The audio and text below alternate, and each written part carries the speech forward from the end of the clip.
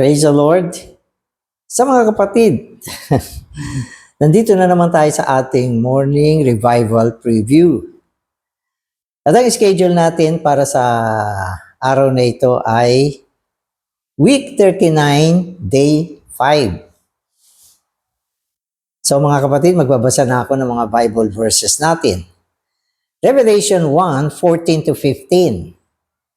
And his head and hair were as white wool, as is snow, and his eyes were like a flame of fire, and his feet were like shining bronze, as having been fired in a furnace, and his voice was like the sound of many waters. So ano ito? So ito ay mga description ng Panginoon, siyempre sa aklat ng Apokalipsis. Malayong malayo sa kanyang anyo sa gospel. Kaya yan yung sinasabi ko. Pagdating sa aklat ng Apokalipsis, marami mga tao ayaw na siyang tignan. Gustong-gusto nila yung Kristo sa aklat ng mga ebanghelyo. Magiliw, mapagkumbaba, mapagmahal, mapagpasensya, matiisin. Kaya yung mga tao gustong-gusto ang gospel, paulit-ulit. Pero maganda rin naman yan, na makilala mong Panginoon kung sino siya sa gospel. Hindi naman natin pwedeng iwanan yan. Kaya lang ang sinasabi ko, kailangan sumunod din tayo sa pagsulong ng Panginoon mula sa gospel, mula sa ebanghelyo, tungo sa aklat ng Revelation. Sapagkat ang Panginoon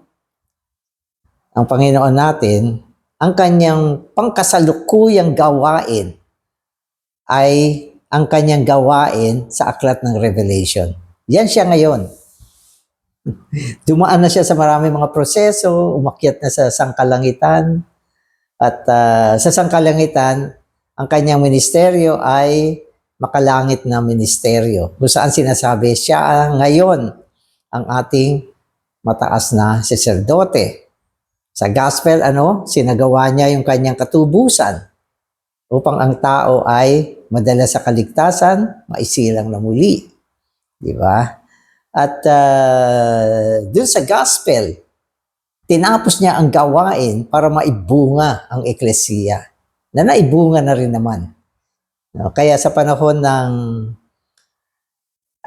Apokalipsis, na siyang kapanahunan ngayon, siya yung isa na lumalakad sa gitna ng mga gintong patungan ng ilawan na sumasagisag sa eklesiya. Kaya kung ano yung kanyang ibinunga, yan na yung inaasikaso niya ngayon. Kaya mas maganda ito. Mas maganda na tayo ay updated. At itong binasa natin, mga kapatid, ay ang description o anyo ng Panginoon sa aklat ng Apokalipsis. Kaya basahin natin ito para maintindihan natin kung anong Kristo meron tayo ngayon. The black hair with which the Lord is depicted in Song of Songs 5:11 signifies his unfading and everlasting strength. But the white hair with which he is depicted in Revelation 1:14 signifies his ancientness. Another reference dito ay yung Job 15:10. So ito mga sinasabi natin, mayroong mga references to. Hindi tayo basta nagsasalita dito ayon sa ating mga opinion. Hindi. Mayroong mga references ito. Kasi ang Biblia ay pinapaliwanag ng Biblia rin mismo. Yan ang pinakamagandang paraan ng pagpapaliwanag sa Biblia. At ang mga pagsasalarawan sa Biblia ay nakakalat sa buong Biblia. At kailangan alam mong kolektahin yung mga pieces na yan para mabuo mo yung mga larawan. At maintindihan natin yung mga sinasabi. Halimbawa, yung black hair. Sa Song of Songs, ang buhok ng Panginoon ay itim. na ito ay sumasagisag sa kanyang hindi kumukupas at walang hanggang kalakasan. Hindi kumukupas at walang hanggan ang kanyang kalakasan. Tayo mga tao, alam nyo kasi, habang tumatanda tayo, kumukupas na yung lakas natin. Lumilipas na yan. No, pahina na tayo ng pahina. Pero ang Panginoon, ang kanyang kalakasan ay walang pagkupas at ito ay magpakailanman. So yan yung sagisag ng kanyang itim na buhok. Pero pagdating sa Apokalipsis, ang buhok niya ay puti. Puti kasing puti ng wool, lana. Ang wool ay isang uri ng telang puti. So sinabi diyan na ang kanyang buhok ay katulad ng puting lana. At ito ay katulad din ng puting niebe. Niebe. Ang niebe ay yung yelo na hindi solid. Kasi yung mga lugar na malalamig, may yelo dyan. May yelo dyan. No. So naalala ko nung pumunta kami sa States, nagbiyahe kami papunta sa Lake Tahoe. Malamig doon. At nung nagbiyahe kami, makikita mo yung bundok. Natatakpan ng mga niyebe, mga snow. No? So ang snow ay iba sa tipak ng yelo na yung malalaking parang batong yelo. Yan ay glacier. Hindi ako nagkakamali. Glacier yan, matigas yan. Pero ang niebe, puti siya na parang yung yelong kung kayo ay kumakain ng halo-halo, hindi ba yung yelo, ginadgad. Yun ay niebe yun. Kaya lang, makikita nyo lang yan pag kumakain kayo ng halo-halo, yung crushed ice. Puti siya. Pero doon sa lugar na malalamig, naku, ang bundok nakabalot na niebe sa panahon ng Disyembre at malamig na kapanahunan o tinatawag nilang winter. Niebe. So yan yung niebe. Or sa English ay snow. No, maputi siya. At galing siya sa itaas. No? Galing siya sa langit. Bumaba yan sa lupa. Oo. Kaya ang sinasabi rito, ang buhok ng Panginoon sa aklat ng Revelation ay katulad ng maputing lana at kasing puti ng niebe. So yan yung sinabi sa atin. Tapos may mga kahulugan ito. Okay, so yung puting lana ay sumasagisag sa kalikasan. Okay, sa kalikasan ng Panginoon. Maputi siya. Okay? At yun namang puting niebe sumasagisag sa kanyang pagiging makalangit. So maputi siya na makalangit. No? At ang puting buhok na ito, nakasimputi ng lana at ng niebe, ay sumasagisag sa ancientness ng Panginoon. Kaya puti siya. Ancientness. Pagiging sinauna ng Panginoon. Hindi tumutukoy sa kanyang pagiging matanda. Hindi tumatanda ang Panginoon. Ang salitang tanda o tumanda ay hindi maganda. Negative yan. Sapagkat ang pagtanda ay bunga ng pagkatisod ng tao. Kaya ang tao ay tumatanda kasi natisod tayo. Tumatanda tayo, humihina, nagkakasakit, namamatay. Kaya ang Panginoon hindi tumatanda. Siya ay sinauna. Na ang ibig sabihin, walang mas una sa Panginoon. So, kaya maputi ang kanyang buhok. Nakatulad ng lana at ng niebe. Sinauna siya. Kaya nung nandito ang Panginoon, sabi niya, mas una pa siya kaysa kay Abraham. So, sinauna siya. Okay, so magpatuloy tayo. Snow is white because it comes from heaven and contains no earthly dirt or stain. Hence, white wool, both here and in Daniel 7:9 signifies that the ancientness of Christ is of His nature, not out of His becoming old. Whereas white snow signifies that his ancientness is heavenly, not earthly. So una sinabi sa atin yung niebe, malinis yan. Yan ay walang makalupang dumi at alikabok kasi galing sa kalangitan yan eh. Bagamat ang Panginoon ay dumating sa lupa, hindi siya makalupa. Heavenly siya. Makalangit ang ating Panginoon. Malinis. At alam niyo ba, yung mga niebe, walang bakterya yan. Namamatay ang bakterya dyan dahil yelo yan, malamig yan. Kaya ito ay sumasagisag sa Panginoon bilang puti, dalisay, ano pa, makalangit, ano pa, malinis, at walang anumang bagay na makalupa. Amen.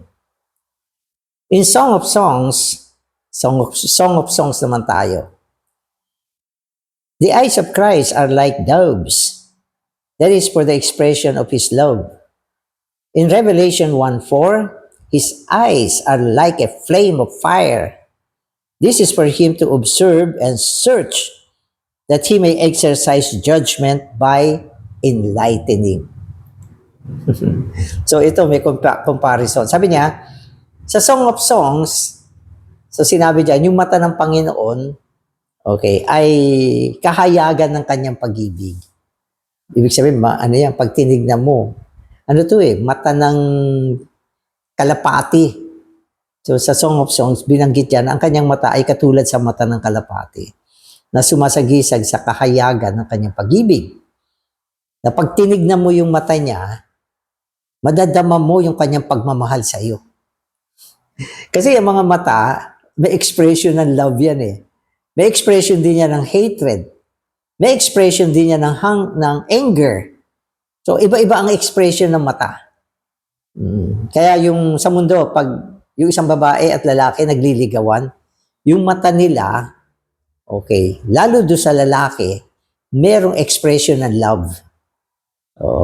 At yung kanyang pag-ibig, okay, ay kanyang tinatransfuse sa pamamagitan ng pagtitig. Huwag kayong tumititig kasi. Mai-inlove kayo. So, ganyan siya. At pag na-inlove na yung babae, so yung parehong mata nila, meron ng expression ng love. Kaya maski sa malayo, pag nagtinginan sila, nag-communicate na yung pag-ibig. So, ganyan sa Song of Songs. Kaya lang, pagdating sa Revelation, yung mata ng Panginoon ay katulad ng ningas ng apoy. Nako. Ano yan? Ano yan? Amen.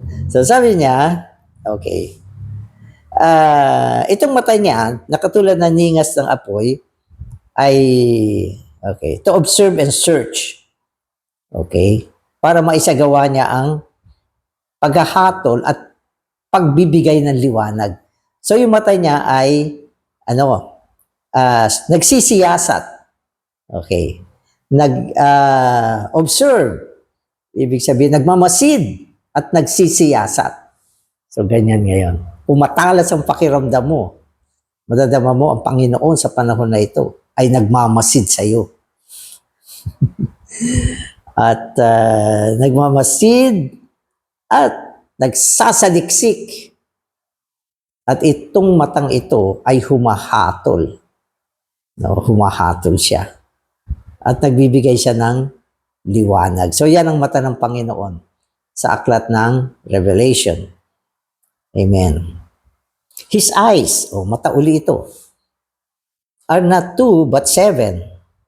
So sa 5:6 kasi sinabi dyan, yung mata ng Diyos ay 7. 7 eyes of God. So 7 ang mata niya. Okay, inuulit ko. Ito ay mga significance ito mga sinasabi natin. Okay? Huwag tayong mag-create ng mga paglalarawan sa kaisipan natin. At balang araw, baka artist type ka, nagdo-drawing ka ng itsura ng Diyos, may 7 mata. Kailangan, ang pinapasukan natin dito, yung significance, kahulugan. Yan ang sinasabi ko. Mga kahulugan. Okay, so sinasabi sa atin, ang Diyos ay may 7 mata. Anong ibig sabihin nito? Ano ang kahulugan nito? Okay.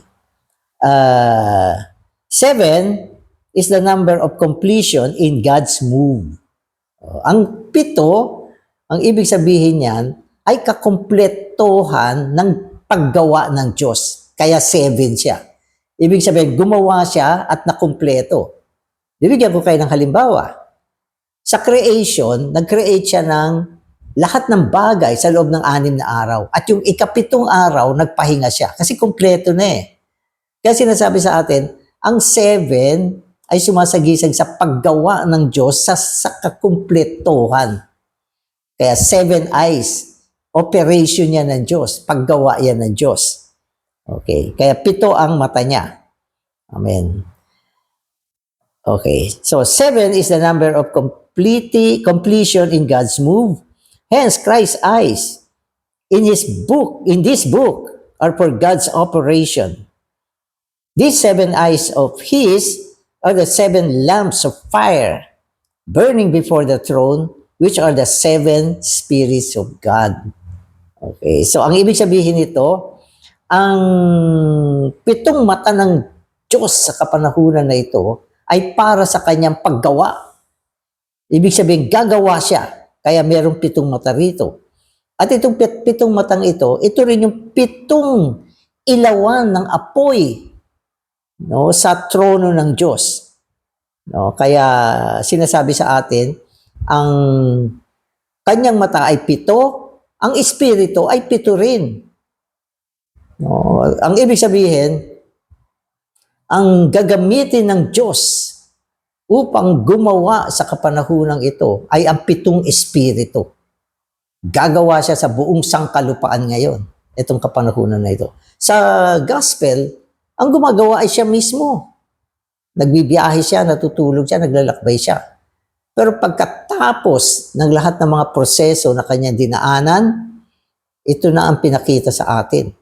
7 eyes, 7 spirit, for God's move and operation on the earth today.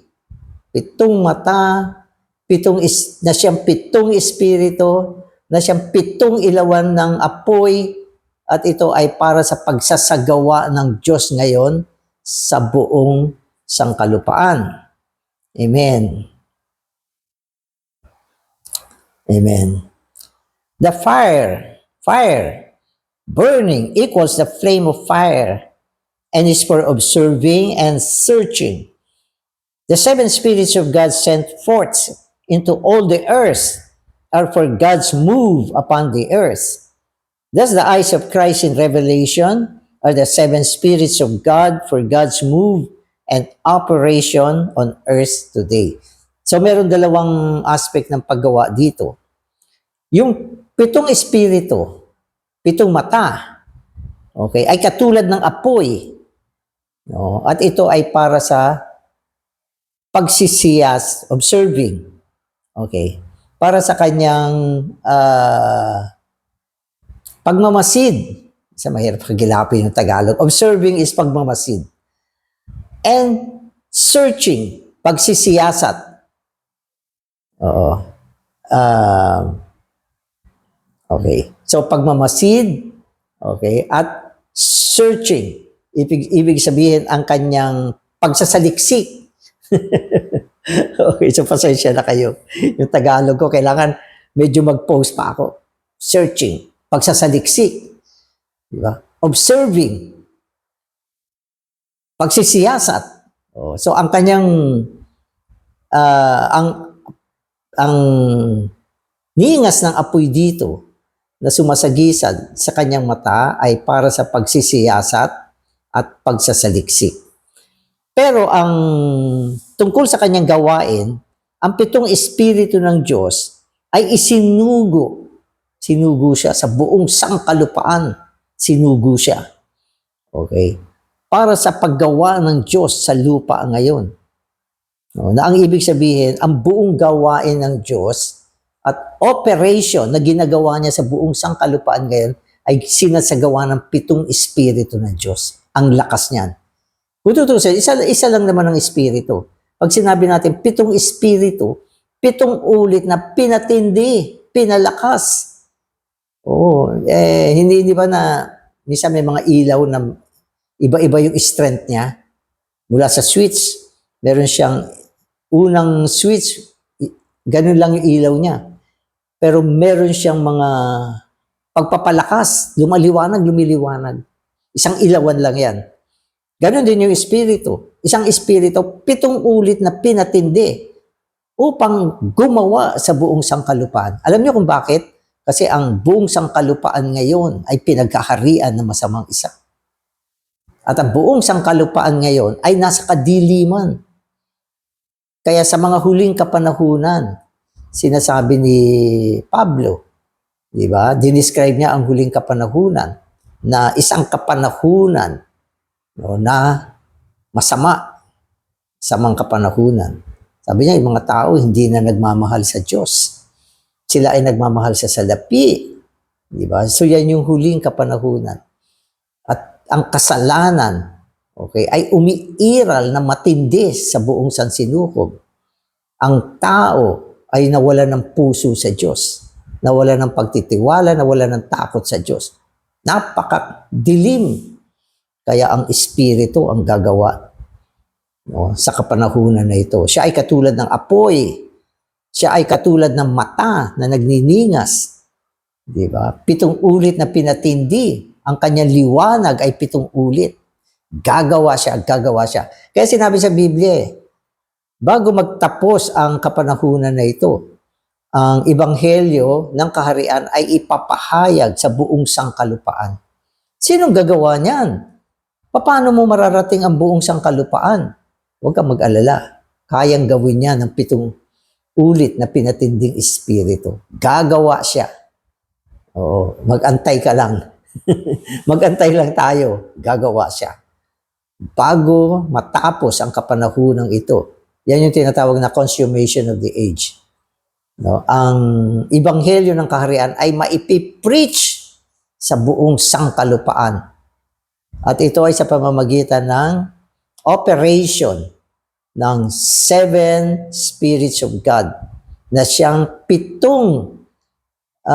apoy na nagliliwanag, no, sa panahon na ito. Amen. Amen.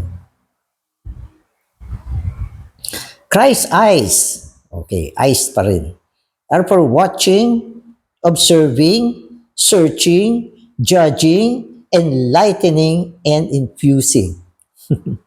So, ilan to? 1, 2, 3, 4, 5, 5 ang binanggit sa atin na function ng mata ni Kristo na siyang 7 ulit na pinatindi. 7 mata na sumasagisag sa 7 ulit na pinatinding espiritu. Watching. Di ba? Nagmamasid. Nagbabantay. Watching, nagbabantay. Observing, nagmamasid. Searching, sumasaliksik. Judging, humahatol. Enlightening, nagliliwanag. Infusing, naglalalin. Player to siya. Praise the Lord. So we must experience all this. Different aspects of His eyes. Especially the aspect of infusing. His eyes infuse us with all that He is. Kailangan pumasok tayo sa karanasan. Maranasan natin siya. Kung ang Kristo mo ay nandun pa rin sa Ebanghelyo, wala ka nito. Panginoon, kailangan maranasan kita bilang ang Kristo na nasa aklat ng Apokalipsis, na kung saan ang iyong mata, no, ay isang nag-aapoy na mata, nagliliwanag na mata, no, upang tayo ay kanyang bantayan, no, observing siya sa atin. So yun na nga, observing, searching, judging, enlightening, and infusing. Tapos sabi niya rito, dapat maranasan natin to, lalo na yung aspekto ng infusing. Infusing. Ang ibig sabihin ng infusing, paglalalin. No? Ang paglalalim, pwede nating ilarawan sa, alam niyo ba yung radiation? Yung mga radiation, yung mga panahon ngayon ay panahon ng mga laser. Pinapasok nila yung liwanag para mag-penetrate. So, yan yung infusing. Na ang ibig sabihin, pag tinitigan ka ng Panginoon, dadalhin niya yung buong sarili niya tungo sa iyo sa pamamagitan ng kanyang pagtitig. Meron siyang kapangyarihan ng paglalalim. No? Kaya maganda. Titigan mo ang Panginoon, araw-araw makita mo ang kanyang mata. No? At unti-unti kung ano siya, nilalali niya tungo sa iyo. O hindi ba yung Biblia, sabi niya, na dapat ihayag natin siya. Di ba? Kailangan meron tayong paghahayag ni Kristo. Kailan mo maihahayag ang Panginoon? Kung ikaw ay merong isang amount ng infusing na natanggap mula sa Panginoon. No? Kaya sa recovery, ginagamit natin yung mga term na infusing, dispensing. Di ba? So yung dalawang yan, infusing, dispensing, mahalagang maranasan natin. Amen. Since the day we were saved, Christ's eyes have been like a burning fire, enlightening and infusing us. His eyes also stir us up to be hot. Many times the Lord comes to us with His piercing eyes. Ang titindi dito, infusing. Tapos may piercing. Ang piercing, ibig sabihin, parang patalim. Binabaon niya ang kanyang mga mata, naglalagos. O, parang x-ray yan. Alam niyo ba yung x-ray? Lumalagos yan hanggang sa buong katawan mo. Di ba? Yung mga, ultrasound. Tumatagos siya. Nakikita niya yung kaloob-looban mo. Na-transmit doon sa screen ng monitor. Ginagano niya. Okay? Tapos nakikita yung buong mga organ mo. Nakikita doon sa screen. Pumapasok siya sa loob. So yan yung gawa ng seven eyes, Christ's eyes, infusing. Okay?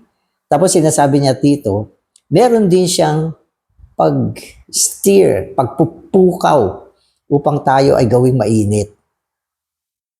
Kasi tayo mga believer, madalas nanlalamig.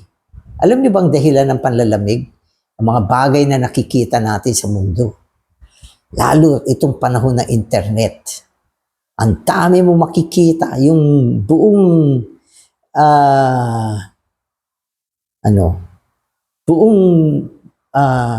palabas sa ating mga gadget. Okay? Ang dami. Halos lahat yan hindi nauubos. Ito ay ang bunga ng internet sa panahon na ito. At nood tayo ng nood, lumalamig tayo, nawawala yung ating init sa Panginoon.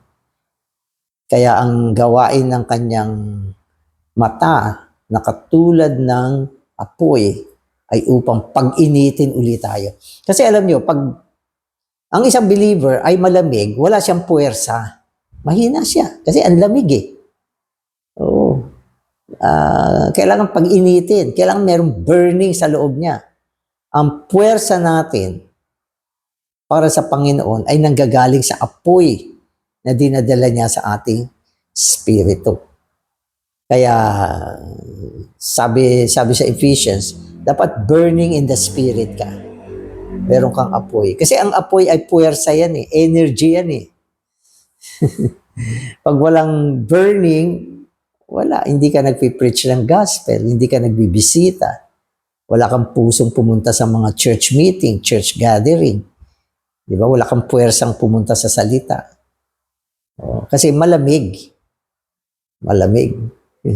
Sa mundo kasi, para merong puwersa, dapat merong burning sa loob niya. Tingnan mo yung mga kotse. Nilalagyan niya ng fuel. Tapos nagkakaroon ng burning yan sa engine. Ang bibilis niyan, ang lalakas niyan. Yung mga submarine ngayon, naku, Hindi lang fuel ang nilalagay dyan. Mga nuclear.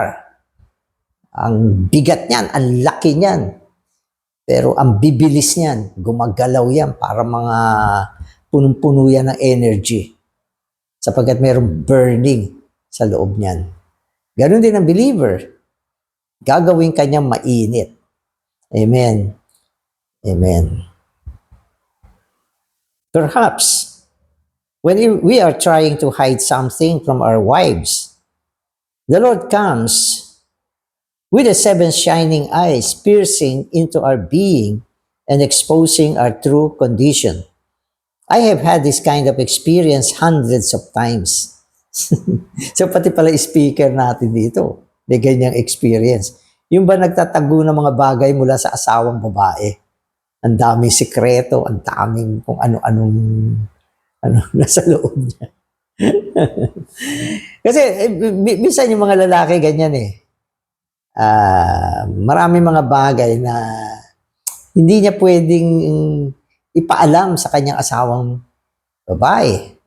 No, yung mga plano niya.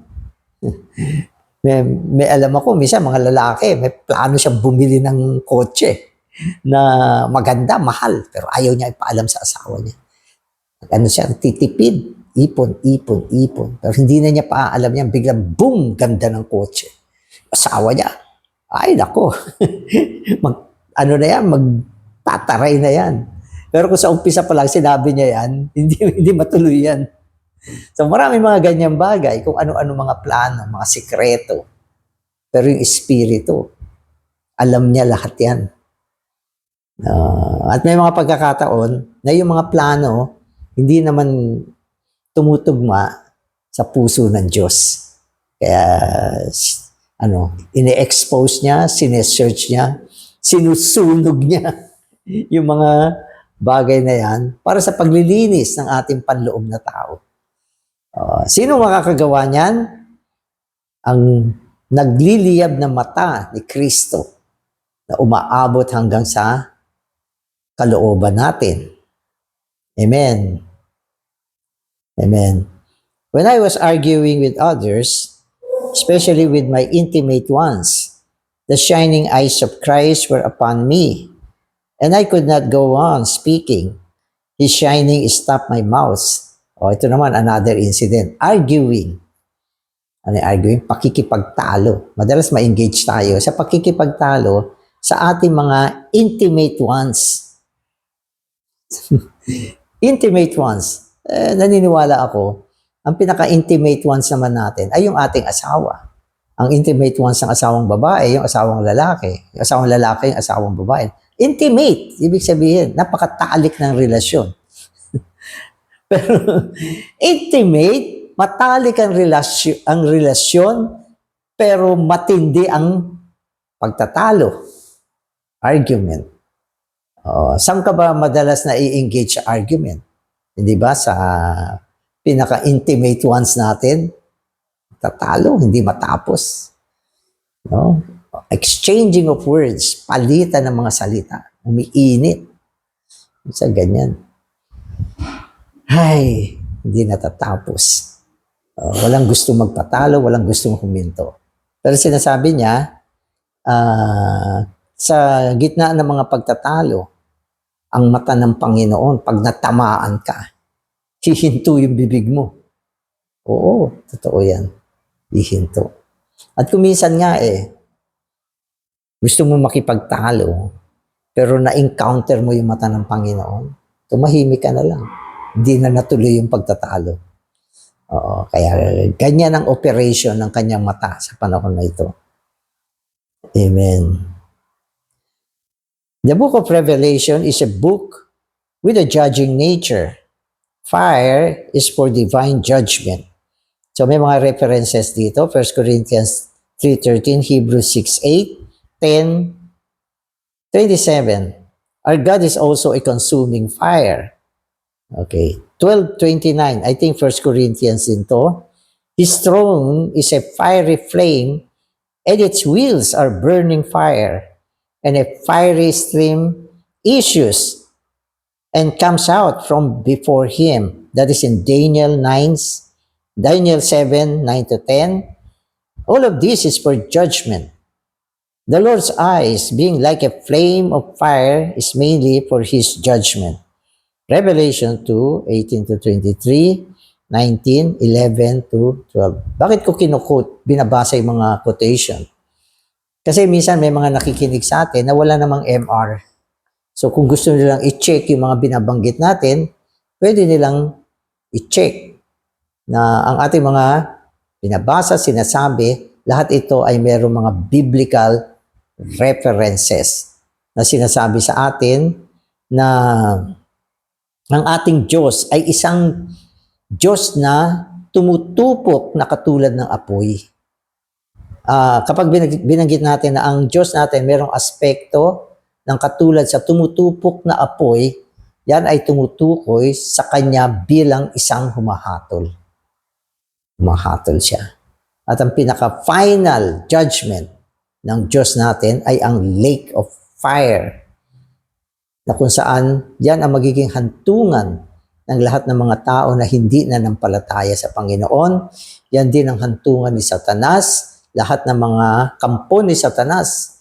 At yan din ang hantungan ng lahat ng mga negatibong bagay, kasalanan, kamatayan. So lahat ay hahantong sa lake of fire. Kaya ang Diyos sa panahon na ito ay isang Diyos na katulad sa consuming fire. Ibig sabihin, isang apoy na tumutupok. Tutupukin niya lahat ng mga bagay na negative. At habang siya ay tumutupok, napapadalisay ang tinutupok. Amen. In typology, ito naman, bronze signifies divine judgment. Okay. Exodus 27:1-6.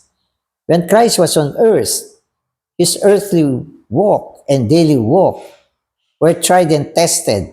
Because His walk was tested, He came out shining. Okay, so dito naman inilarawan ng Panginoon bilang nasa anyo ng tanso na binuli ng apoy. Kapag ang tanso ay binuli ng apoy, pinakintab. Makintab yan, parang ginto. So ito ay sumasagisag sa ating Panginoon na sa kanyang paglakad sa sangkalupaan nung panahon niya. Okay? Siya ay sinubok. Dumaan siya sa mga pagsusulit at nasumpungan na siya ay aprobado, pasado. Di ba? Sa marami mga pagsubok. At dahil dyan, siya ay sinasagisag ng binuling tanso. Na ang ibig sabihin, siya ay may karapatang humatol.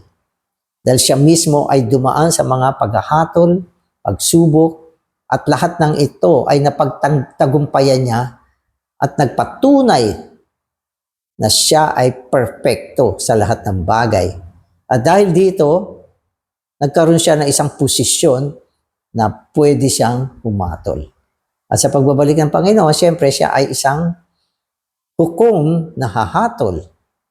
Pag familiar kayo sa Biblia, hahatulan niya, una sa lahat ay ang mga mananampalataya.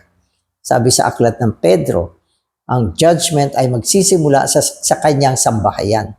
Sino ba yung kanyang sambahayan? Di tayo. Tayo ay dudulog doon sa judgment seat of Christ. I think that is in 1 Corinthians chapter 5 verse 10.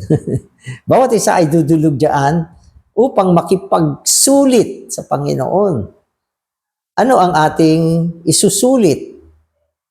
Yan ay ang pagsusulit sa panahon ng iyong pamumuhay bilang isang Kristiyano. Dadaan ka sa pagsusulit. Kung aprobado ka, tatanggap ka ng gantimpala. Kaya ang paghahatol, hindi naman para sa kaparusahan. Ang paghahatol ay upang patunayan, ikaw ba ay karapat-dapat na tumanggap ng gantimpala? Ano ang gantimpala? Sabi ng Biblia, ikaw ay maghahari sa loob ng 1,000 taon sa pagbabalik ng kanyang kaharian. 1,000 years yan. Oo. Pero hindi naman yan yung eternity. Yan ay kahariang panggantimpala. Subalit yung mga hindi pumasa, sila ay didisiplinahin ng 1,000 taon. Saan? Sa outer darkness, where there shall be weeping and gnashing of teeth. Judgment yan. May reward, merong disiplina. Diba? Ano pa? Hahatulan din niya ang mga nations sa pagbabalik niya. At yan ay sa kanyang throne of glory. Paano niya hahatulan ng mga nations?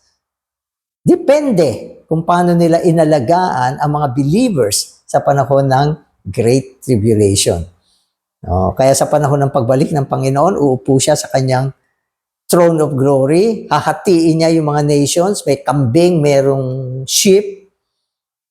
Yung mga kambing, didiretso na sila sa lake of fire. Yun ang mga sheep, ito yung nag-aruga sa mga believers sa panahon ng Great Tribulation. Didiretso sila sa kaharian, pero hindi sila co-kings. Sila ay magiging mga restored na mamamayan ng kaharian. Ba't alam nyo yan? Ano pa? Ang mga unbeliever na namatay, mabubuhay muli, bibigyan ng katawan, at sila ay hahatulan sa white throne. Diba? So may judgment seat, may throne of glory, may white throne. Doon sa white throne, hahatulan ang mga unbelievers. Anong kasalanan nila? Isa lang. Dahil hindi sila nanampalataya sa Panginoon. Kaya sila ay hahatulan ng ikalawang kamatayan.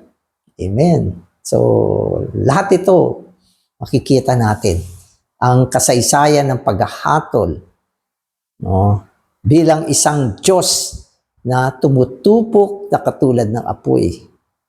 So, mga kapatid, dinagdag ko lang yan. Amen.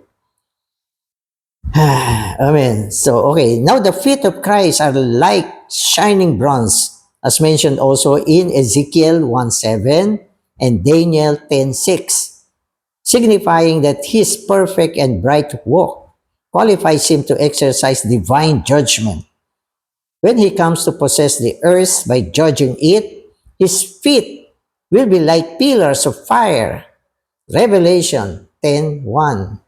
So, maraming pagbabanggit ng apoy dito. Sapagkat ang topic ay judgment. Amen. Ito na. Last part na tayo. Amen. His voice, tinig naman. His voice is like the sound of many waters. Revelation 1:15. A tumultuous sound, the sound of the voice of the Almighty God. Ezekiel 1:24, 43:2. Ito sinasabi sa atin na ang tinig ng Panginoon ay katulad sa maraming tubig, sa lagaslas ng maraming tubig. Ito yung kanyang tinig sa aklat ng Revelation. Ano ito? Ito ay ang tinig ng makapangyarihang Diyos. Ang tinig ng makapangyarihang Diyos. At sumasagisag ito sa kaseryosohan at isang mataimtim na pagsasalita ng Diyos. Kaya ang Diyos natin ay isang Diyos na nagsasalita. Yan ay nasa Revelation 10:3. Sometimes the Lord's voice is gentle and tender. Minsan ganun. Ang kanyang tinig ay tender, gentle, okay, mahinahon, okay, at malambing na tinig. So, minsan ganyan. But other times, His voice shocks us like thunder. May time naman ang kanyang tinig ay parang kulog, na gumugulat sa atin. Amen. His voice, which is that of the Almighty God, warns us and wakes us up. So may panahon na ang kanyang tinig ay nagbibigay ng babala at gumigising sa atin. So ito yung mga iba't ibang dating ng pagsasalita ng Panginoon na kung ikaw ay lumalakad sa loob ng buhay ng Espiritu, meron kang pagdama, mararanasan mo lahat ang mga binabanggit natin dito. No? Kaya para sa mga kapatid, no, na narinig itong mga ganito mga pagsasalita, nawa kaawan tayo ng Panginoon, makapasok tayo sa karanasan sa ating mataas na saserdote, ang Kristo na nasa aklat ng Apokalipsis. Salamat, Panginoon. Pinakita mo sa amin ang iyong larawan. Nakita namin ang iyong mata na katulad ng ningas ng apoy upang humatol, upang magbigay ng liwanag, upang magsiyasat, upang magbantay sa amin, upang magbigay ng liwanag at paglalalin tungo sa amin. Panginoon, dali mo kami sa malalim na karanasan ng mga bagay na ito. Salamat, Panginoon. Amen.